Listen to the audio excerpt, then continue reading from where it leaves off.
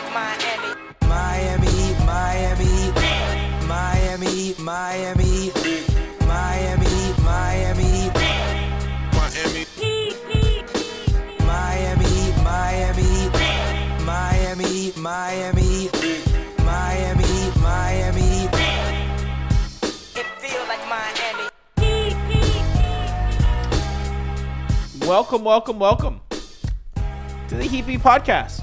I'm your host, Giancarlo Navas, and with me today, we have producer and co-founder Brian Goins. What's up, everybody? That was my limited brass. What's up, everybody? Yeah, my limited brass is mostly just him cursing. Guys, what the fuck? Why is it Kenny, get the fuck? Why is nobody on time for hangover time? Fuck the Knicks. I'm very sad today. My EPL team, Liverpool, got embarrassed by Real Madrid today. I'm a husk. It is the worst loss I felt since the Eastern Conference Finals last season. It's the most embarrassed I felt since the Heat 2007 ring night. Did they not just win last year?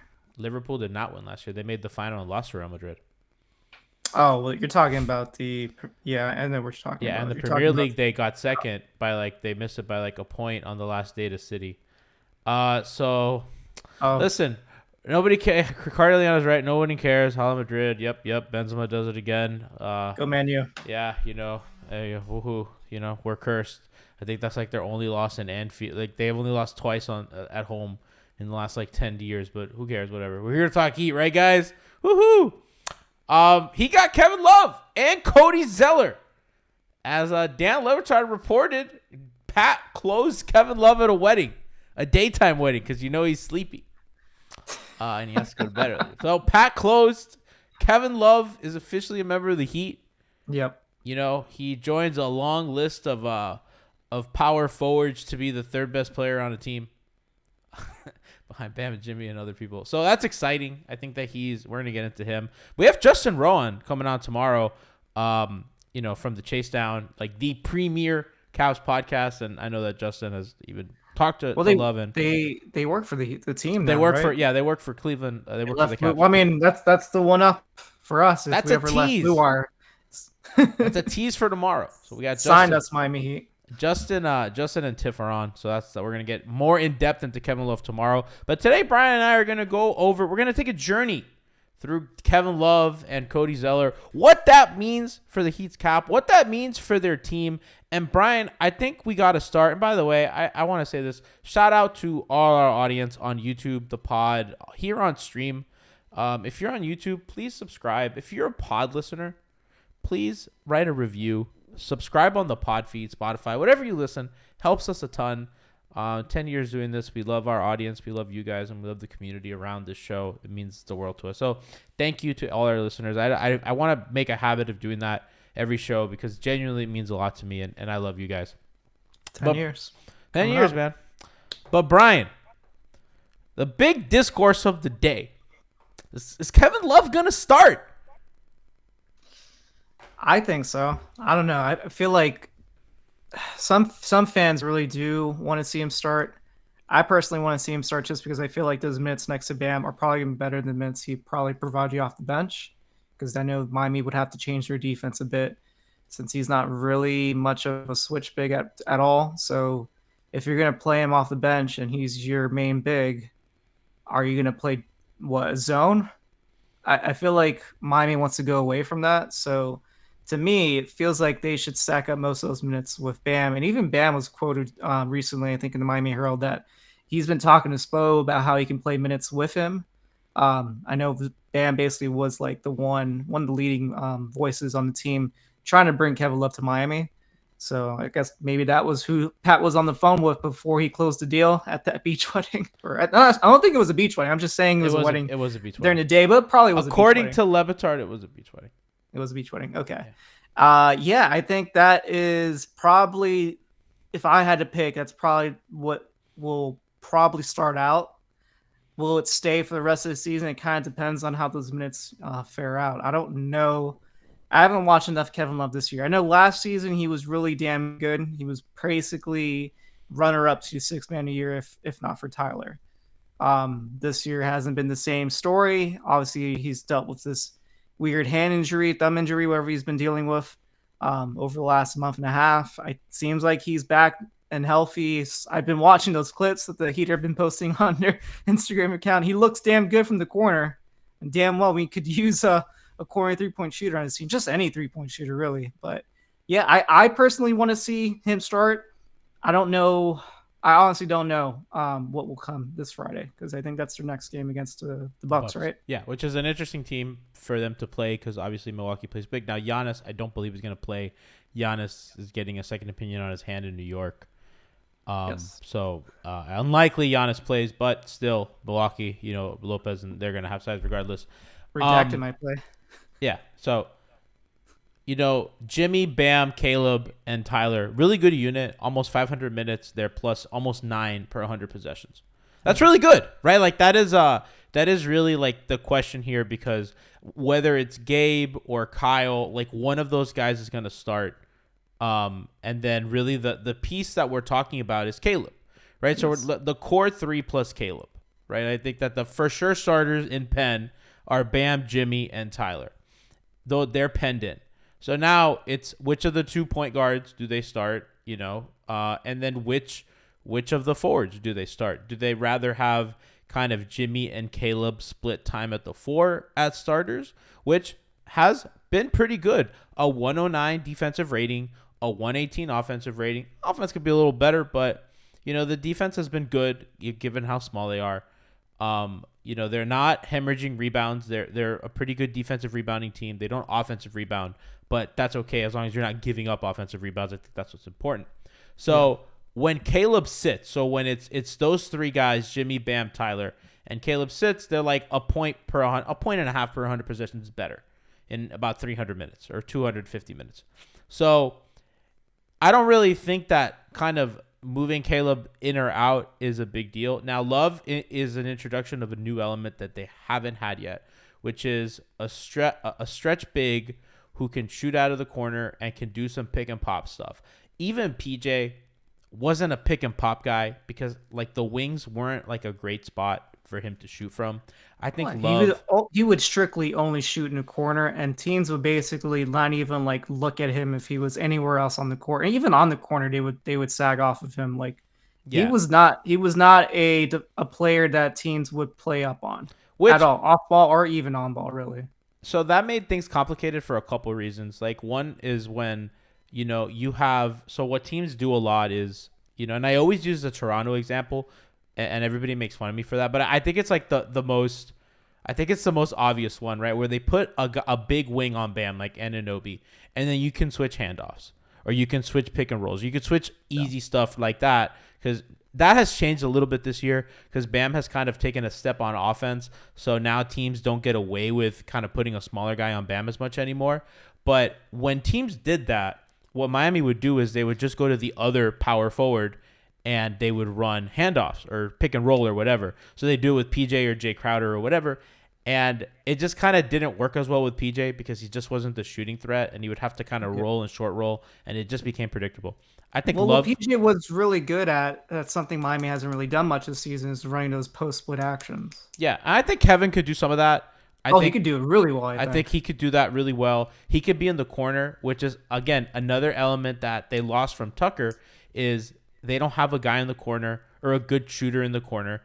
Before they brought in PJ, what they would do is they'd relocate to the corner, right? So it'd be like Duncan coming into the corner, Tyler coming into the corner.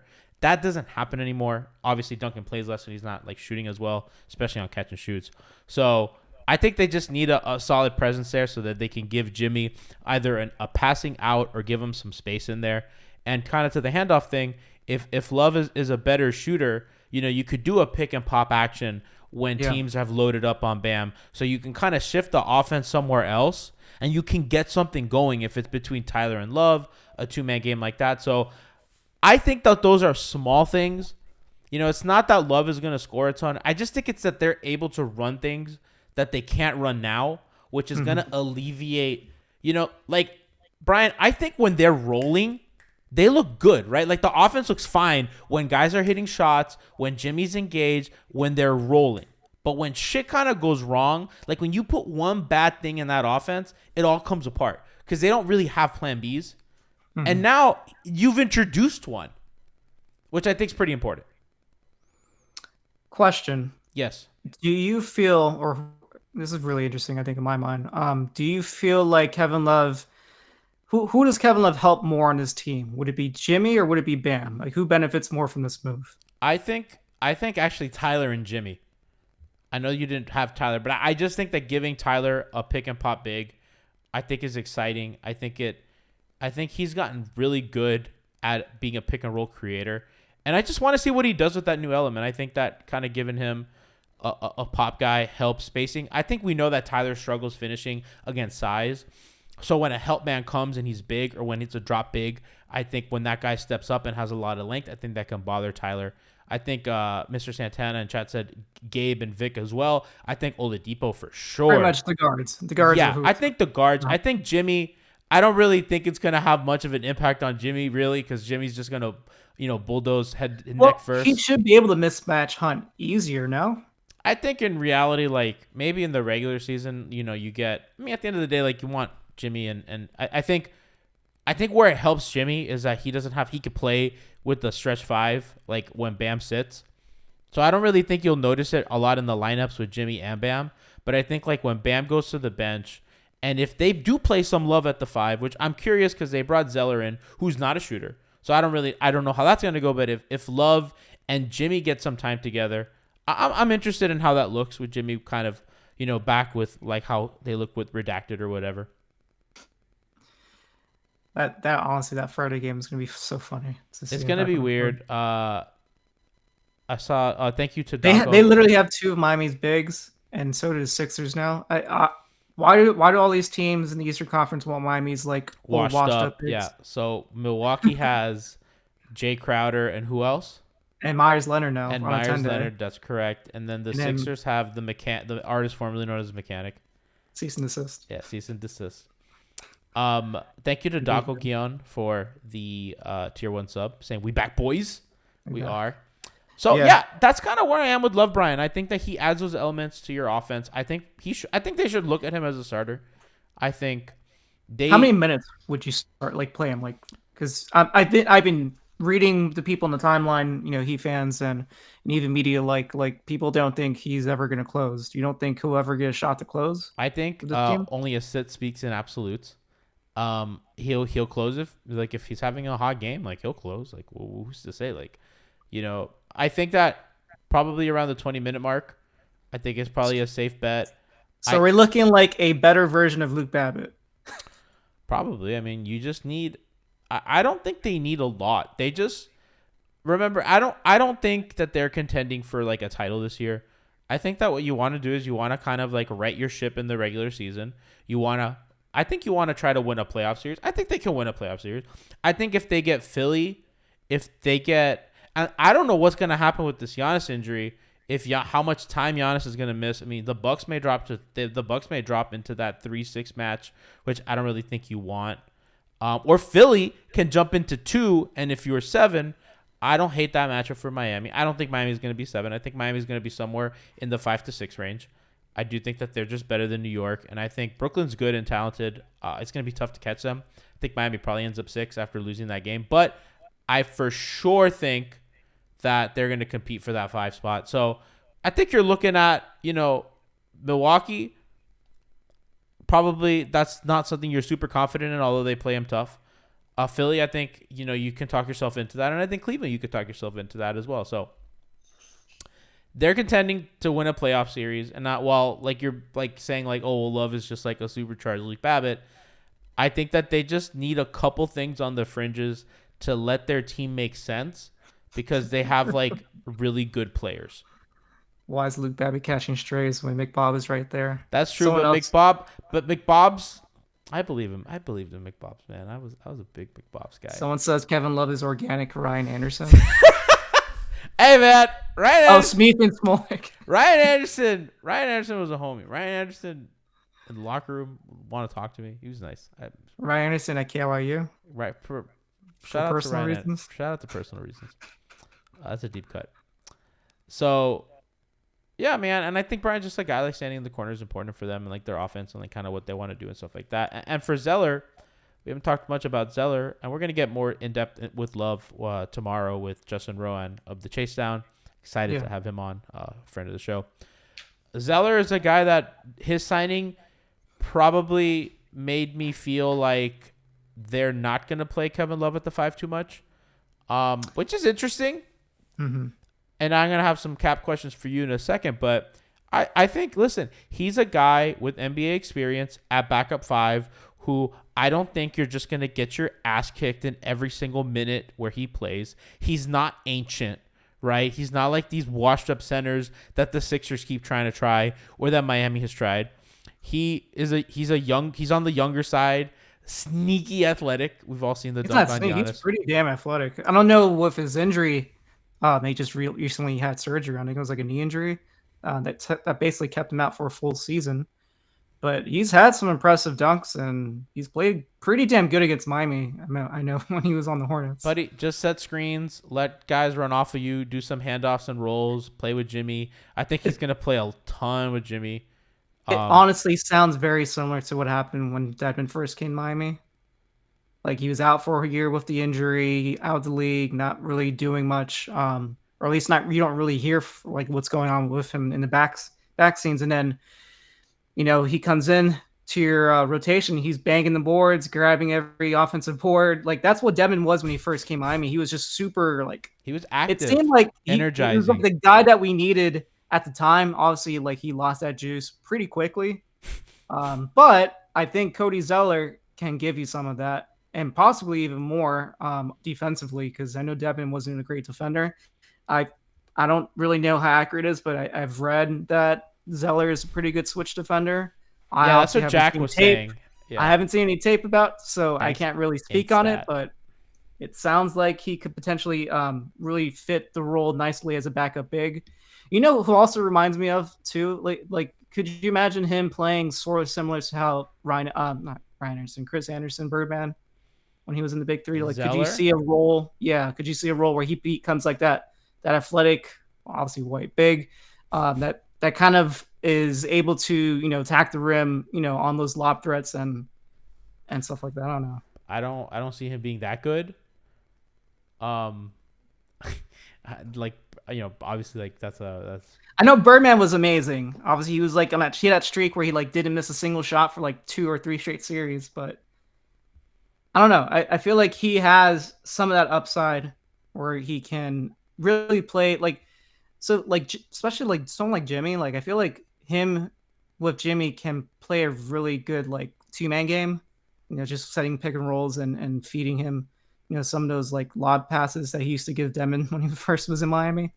Obviously they kind of went away from that, but I'm also thinking like what else he could do in terms of playing with like a guy like Kyle, because I'm not sure if Kyle's going to come off the bench or not, but I feel like Kyle and him could also play a pretty good 2-man game. Like, basically I'm thinking he's a better pick and roll man on offense. Like, I'm not sure how he is as a screener to set up, 3-point shots for like the rest of the team, but in terms of like that 2-man game, it might be all right.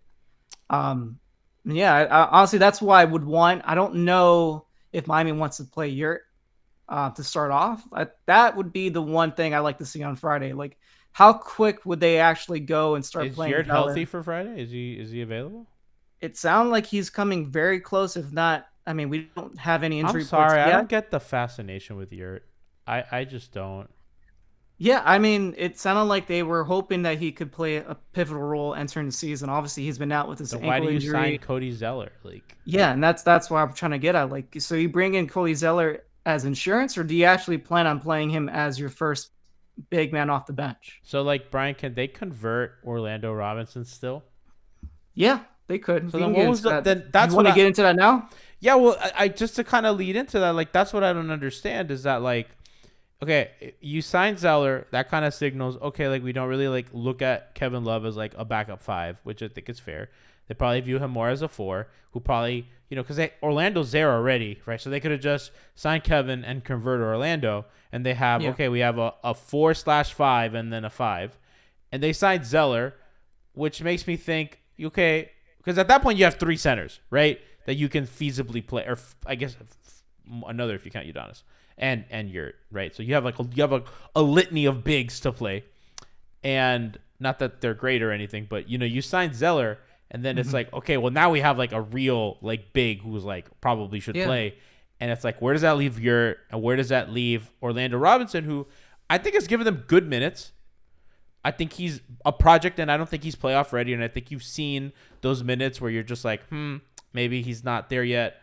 But it's teetered since that injury that he suffered on his hand. So can they still convert Orlando Robinson? And what do you see them do with guys like Orlando and Highsmith? Highsmith is signed to like a deal, right? All right, so let's tackle it one at a time. Let's do Orlando first. How about we start with Love first? Okay, let's start with Love. Let's work our way down. So the way Love signed his deal was interesting because it was almost like, so we were trying to figure out whether or not Miami would use either the mid-level exception or the biannual. Miami had both options. They were both roughly the same amount of money. One was $3 million, one was $3 million. The biannual you have every other year. So if Miami uses the biannual on Kevin Love, they cannot use it next season. Correct. So Miami had the biannual because they were not a luxury tax team, which is like $3.4 million, I believe it is, right? It was roughly 4.1, but because of it gets prorated down daily. I just want the audience to understand like the amount of money that they would have had access to next season. So these exceptions, the mid-level and biannual, they are worth how much they are when Miami gets them at the time. Once it gets past January 10, then it starts prorating down daily. And for Miami, that ended up being about $25,000 a day. And we're now, he signed yesterday on February 20th. So that was over a month and almost a month and a half that went by that Miami didn't use that exception and started prorating down. So that's why instead of it being $4 million, like I had mentioned on the last podcast that Miami had to spend, because it got prorated down, Miami lost $1 million in value on both of those exceptions. Still quite a bit of money that Miami had was able to use to spend on any player, but they end up using the biennial on Kevin Love. So what does that mean? I think it means two things. One, it means that Miami does intend to be a luxury tax team next season, because part of the reason why you would want to use the biennial now and not next year is you kind of imagine yourself, one, it hard caps you. So Miami's already hard capped this season, but we already know that Miami doesn't want to be a luxury tax team this season. And what does a hard cap team mean? They're basically, you can't spend more than like $6 million over the luxury tax. You're set at that number, which I think right now is like $137 million. I don't know the exact figure, but right now they are not going to reach that number, not even come close to it.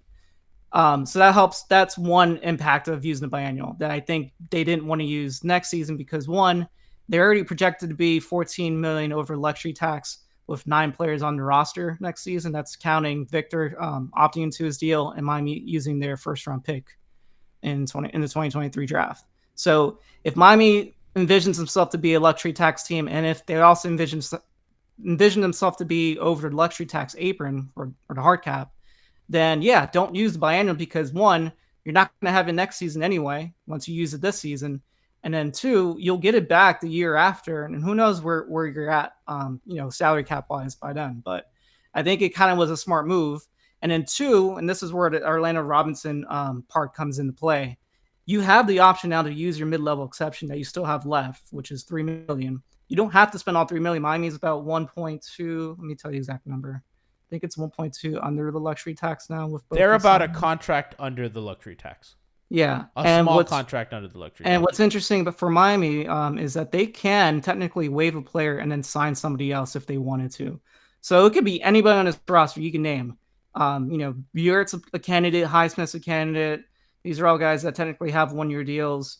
Cody Zeller's a candidate, and he just signed, but you could waive him if for some reason he gets injured or something like that, and he's no longer able to play for a significant stretch.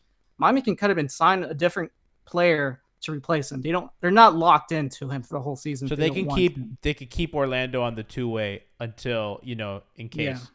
The only thing is if Miami wants to sign a player, that player has to be waived or be a free agent.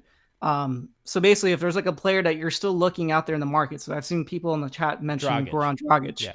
He has to be waived by March 1st to be playoff eligible. If he's not waived by then Miami has no reason to add a player like Dragic who won't be playoff eligible, after the regular season. So, which as of today's recording, which is February 21st, 1, 2, 3, 4, 5, 6, 7, almost pretty much a week. Dragic has a week to anybody who's cut or waived in the next week, and they have to clear waivers, correct? They clear waivers in 48 hours after their waive, but they just have to be put on that waiver like wire, so that Miami can then eventually sign them. Do you need to sign them by February 1st for them to be playoff eligible? No, they just have to be waived prior to. They just have to be waived by them, and you can sign them up until the very last day of the regular season to be playoff. They can play. Have them on your playoff roster. Yeah. So I think what's interesting for Orlando Robinson is if Miami wants to waive any of these guys who have 1-year deals left under, and I say Haywood Highsmith has a 1-year deal because next season's salary is not guaranteed until like after free agency. So if Miami decides to waive him now, they're not going to get penalized for next season, like a dead cap or anything like that hit. But they can convert Orlando Robinson with that mid-level exception to a contract where up to 4 years, that first year up to 4 years. So right now he's on a 2-way. If Miami wanted to do a similar like move that they did for Highsmith last season, they did sign Highsmith to a prorated minimum contract, but it was prorated for the first year, and they used the mid-level exception to sign him up to 4 years, and it was partially guaranteed. Miami could do the same thing with Orlando Robinson if they wanted to keep him, and I think there is one maybe incentive that they can do this. Yurtsevic's going to be a free agent after the season. Miami's already up to $14 million over luxury tax. I don't know what Yurtsevic's market's going to look like next year, but if you feel like you prefer to keep Orlando Robinson over Yurt, and you feel like Orlando Robinson you can have at a much cheaper price, I think if Miami was smart enough to do it, you waive a guy maybe like Yurtsevic or another guy that's on this roster that you may not want to keep after the year, and sign him at a cheap contract for 4 years. You don't have to really have him on the roster for 4 years, but sign him to a deal where you can keep him. He's cheap, he's locked in. You don't have another team potentially steal him because he only has 4 more games left that he can play on his 2-way deal before he's basically gone. And he's up for grabs for anybody else just to basically poach him. That's like Kendrick Nunn. That's what happened with Kendrick Nunn. So I know Miami can technically send to the G League, and those 4 games are basically like they're not counted. So if Miami really wants to like save him, and now that they have Cody Zeller and maybe you're coming back, maybe there is no reason to keep Orlando Robinson on the main roster. He sent him down to the G League. I mean, he's also technically trying to come back from this injury, so he could also have some time to rehab. So I think there is some things maybe in the back scenes that we're not aware of what Miami wants to do with Orlando Robinson in terms of maybe keeping on the roster beyond this year. Okay, that makes sense. Chat's like rumbling about Gogi. I don't really. Yeah, Gogi is not a free agent. He hasn't been waived. So I know the Chicago Bulls did get Patrick Beverley, but the player that they waived today to make that move official, was Tony Bradley. So right now it seems like they're keeping Goran. If he gets waived, I don't want him. I want him for the vibes, but I just I don't know. I don't really want anybody cut for him. Everybody was like, cut Yurt, and I was like, I don't really think Goran is like that good anymore. Seeing him in Chicago, I mean, they're a bad team is saying we don't want to play this guy anymore. You know what I'm saying? So I don't know. I love Goran. I hope that he can. I don't know. I'd be even happy if he came next year on the minimum and just here for vibe check. Lonzo's out for a long time, and they still don't even want Goran. So just sad. I love Gogi, but I don't really think. I think his time in the league is coming to an end, and I think Miami got off of him at the right time because he just hasn't really looked good ever since. I mean, even his last year here, you can kind of see the cracks in his game. So I love Goran. He's a legend. Icon, but I just don't really see it happening, and I don't really see them bringing him back and cutting guys, and like they're already juggling a ton right now. It just seems incredibly complicated for a feel-good story. I just don't see a guy on this roster you would waive right now to bring back Dragic. If they had not, I wouldn't waive Highsmith, and I probably wouldn't waive Yurt. But at this point now they signed Zeller. They're looking for bigs. Yeah, they're and like I don't think that you sign Zeller. I don't know. It's just I just don't see it. And it seems like they're confident that Lowry is definitely going to play a bigger role pretty soon. I thought that was like overreaction by the organization and by Ethan at the time. I know that Ethan got that information from a good source, but I just felt it was overreaction at the time because everybody was mad. And I think, you kind of see Miami lose a couple disappointing games and just not being there. And I think, you just not that Kyle's played well this season, but I think you need kind of the upside of Kyle to kind of get you where you want to go. Because if he's not going to play well, then, he's really your ticket for improvement. I think if he kind of gets back to a decent level, I think that's the first place you look to kind of raise your floor. Yeah. So that's kind of where we are with that. The additions of Zeller and Love are going to help them as well. They can convert Orlando, which is something that I think we'll have an eye out for. And I thought that was interesting that you feel like they're going to be a tax team next year, that these moves kind of dictate that. Absolutely. Right now they're already 14 million over with 9 players on roster. That's assuming like I said, it's assuming Oladipo opts into his last year in his second. Is he that? I don't see him opting in. I think he's just going to go get paid somewhere. Depends on how his health is to the rest that of the guy's season. always hurt too. Bro, he's been hurt twice this year now, entering the season, and then now this like weird stretch during the not to trade that one, but this weird stretch before the we just have the All-Star weekend. That's what I was thinking of. Yeah, I honestly don't know what his health is like. Maybe Miami thinks he'll be all right, but it's kind of like we have to see it again. Do you know what's funny? We don't know. So like you look at Oladipo's impact metrics, and they look bad. Like his offensive impact metrics are bad. His his EPM is bad. His EPM wins above replacement are bad.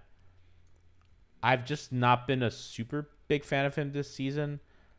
He has if he opts in, they can trade him next year though, right? Yeah, they can. It's like a $7 million contract.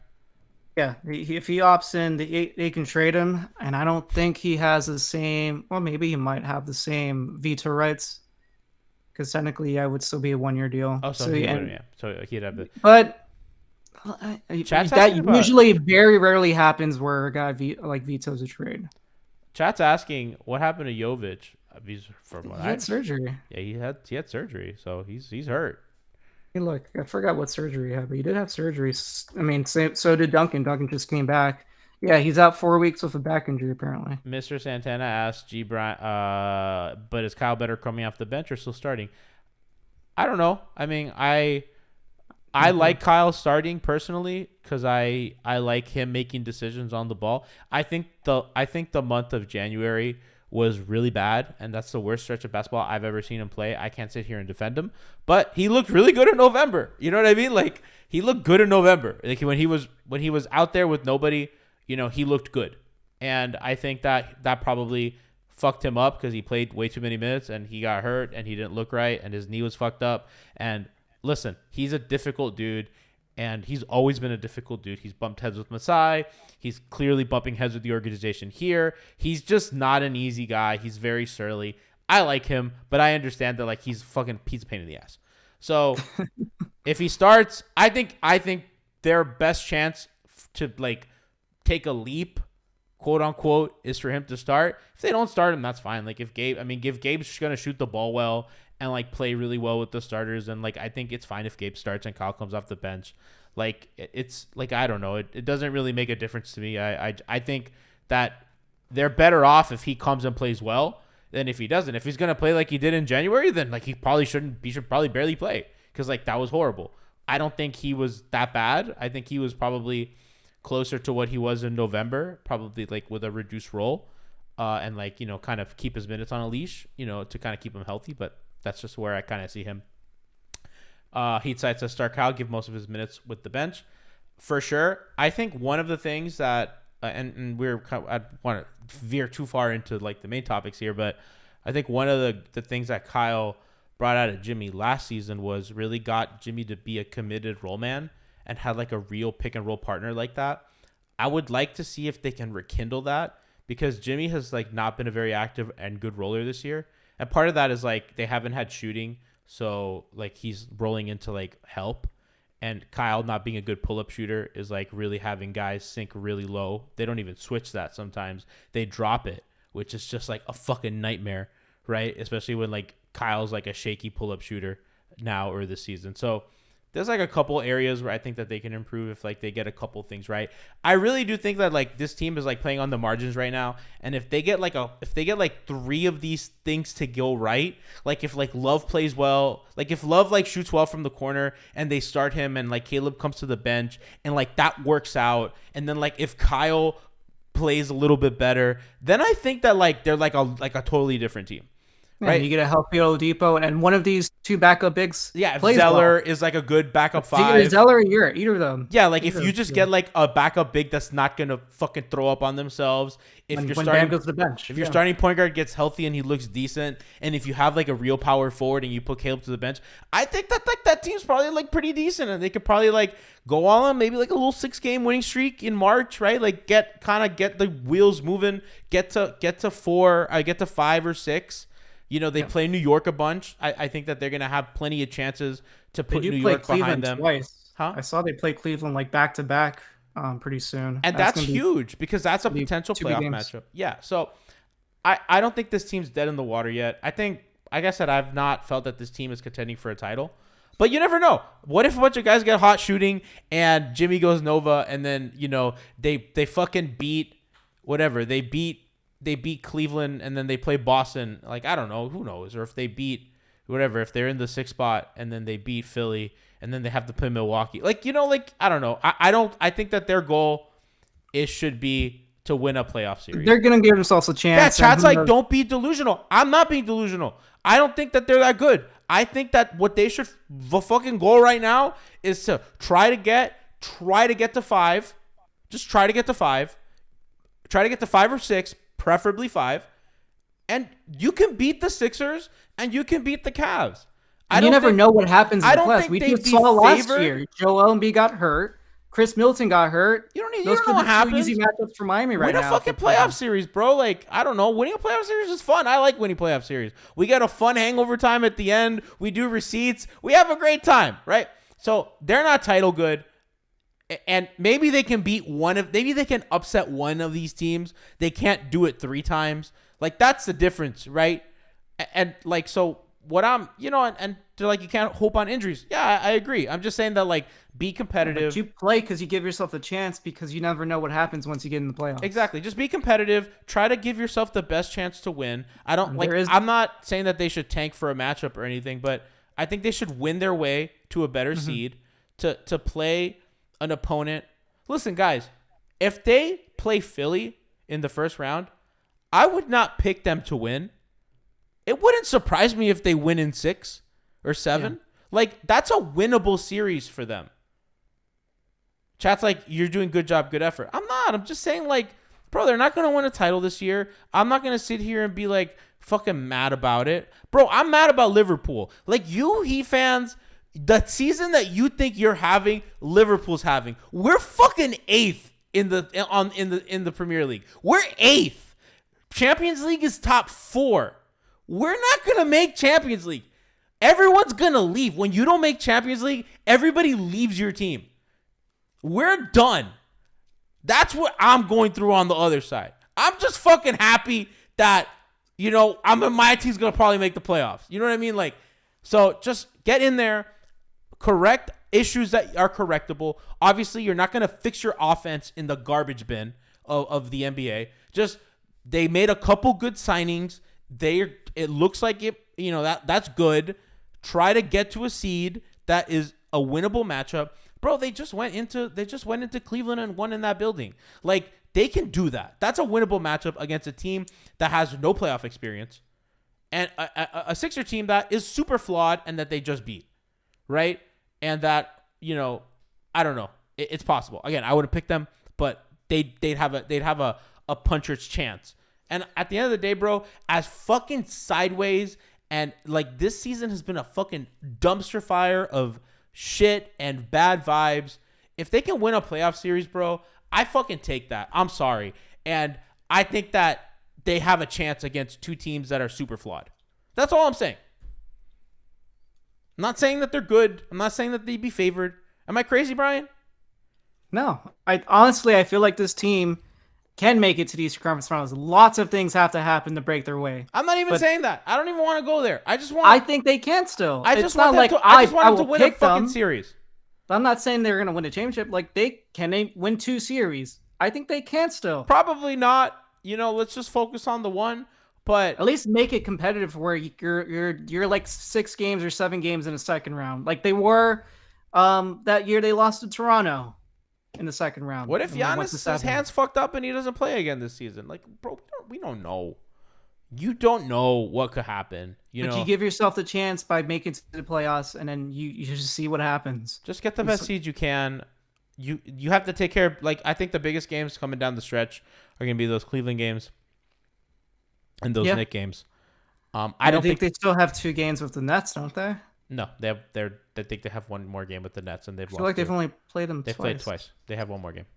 Oh, they only played 3 this year. They played 3. Okay. So I think catching the Nets.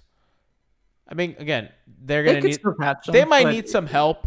They might need some injury help, or they might need to go through a little slide. I think catching them is kind of difficult because you can't tie them, and they have the tiebreaker against you. But you do play them one more time, and you play the Knicks a bunch. I think you play the Knicks 3 more times, which I think those games are the biggest games of your season. You win those 3 games, you put New York firmly behind you. I think that you got to win those 3 games, and you got to put that team behind you because I don't care, you're fucking better than that team.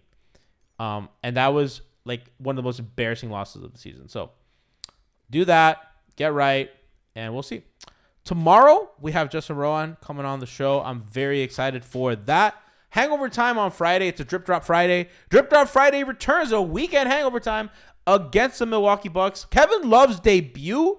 Cody Zeller's debut. What a great time to join a hangover time post-game show live here on Twitch. Twitch.tv/Miami Heat Beat. Also co-streamed on the 5 Reasons YouTube page. Our friends over there.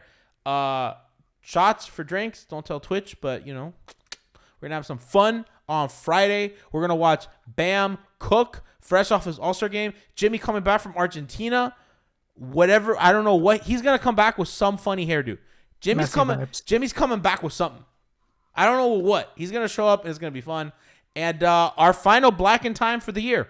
So that's going to be a doozy. So a lot going on Hangover Time. Pre-gaming with Frankie and Kenny coming at you on Friday. And then a pod tomorrow. Those are the 3 pieces of content we have scheduled for the week. We are excited. The final stretch of this season of our 10th of Miami Heat Beat is upon us. And just as Jimmy high on mate. Are the Heat Kevin Love away? Probably not. But listen, I'm most excited for whatever comes out of this Argentina trip for Big Face Coffee. I'm a Big Face Coffee lifer. I buy Big Face Coffee. I love Big Face Coffee. I think Jimmy has not updated the product in a while. Brass and I were talking like, man, after that Colombia trip, he changed the product, and it just hasn't changed in a while. So I think this Argentina trip is coffee specific, probably other things as well, but coffee mostly. I think my man's gonna come back with some new product, so I'm excited for that. And yeah, that guys. So good times. Are the Heat Kevin Love and a Cody Zeller away? No, we're not. We're Kyle Lowry away.